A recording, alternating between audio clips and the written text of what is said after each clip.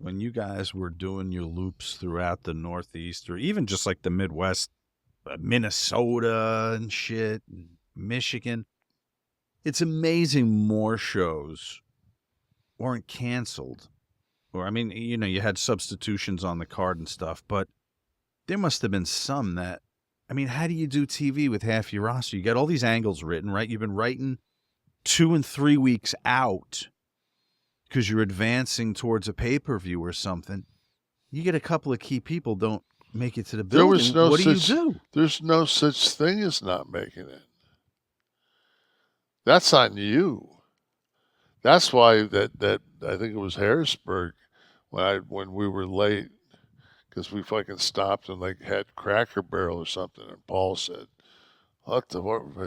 We're gonna fucking get so much heat." And I said, "Just watch me, man. Just follow my lead." I said, "Walk behind me and shake your head like."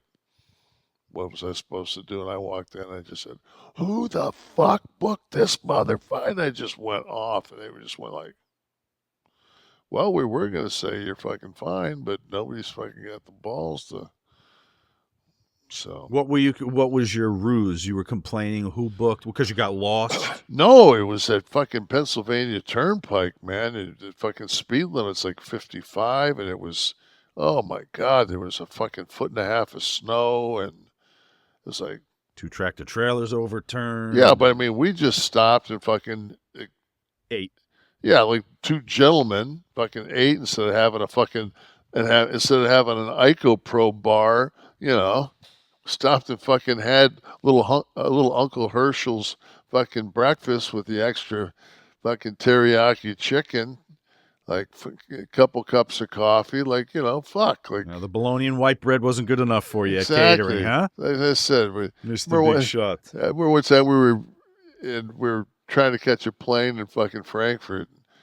Like there was a McDonald's in the Frankfurt airport. And, we all looked at each other and said, "Think we got time to grab a burger?" Macho said, "Fuck it, there's always another plane." And we were like, "Yeah, fuck yeah, right, Mach? Let's fucking get some burgers."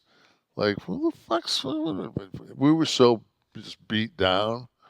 Yeah. When you would fly, what about if you're in one of these snowstorms or just terrible conditions and you're gonna be late with no cell phones? You have to pull over and call who? Call the main office, who then gets in touch with whoever the road agent is. Like, how do you reach the building to say we're fucked? Fink was always great. Fink was like you always knew that Fink would get the message to whoever need be. Got it. Right. If he had to sit in the office till 11 o'clock at night and get it there, but it was just, we were, and you have to realize too, in the same token, as bad as the weather was, if you lived in the Northeast in those times, it's like at 4 o'clock in the morning, major roads are fucking salted. Mm-hmm. Like you didn't go, you didn't go up anywhere in the Northeast, and we spent 2/3 of our time in the Northeast. You didn't go into the Northeast and shit not be, you could just, once you got off in Niagara Falls and had to find a hotel, yeah, it might be right. The roads might be rough, or Buffalo or something like that, but. What about just Pseudonym said, "Hey, Kevin, as a Detroit boy, what's your opinion on Bobby Probert?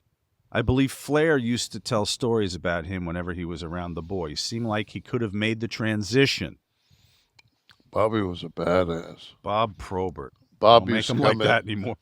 No, he used to come into BT's, into a strip club I worked at. Uh-huh. A really good guy.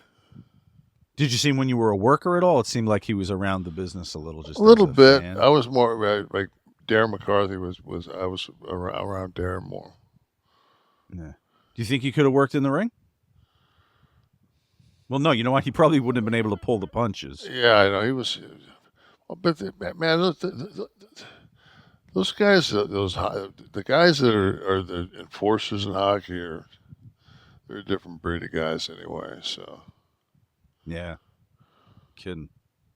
Chris Hibbler, longtime Kliq This fan, lost my dad to suicide around the same time you lost your son, and we all lost Mr. Hall. I'm now homebound, disabled. Kev, how does it feel that some people get their weekly inspiration every Monday by hearing Sophia? That's Tristan's band song. I mean that's.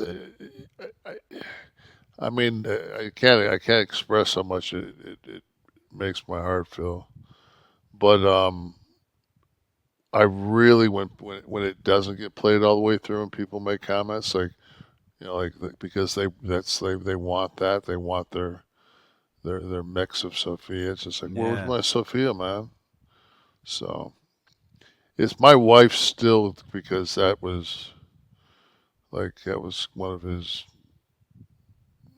go tos. He would play around the house, so she can't. Mm, I was downstairs the other night watching YouTube. I've just gotten to where now I can sit and watch him older, mm, you know, yeah. in the garage. And so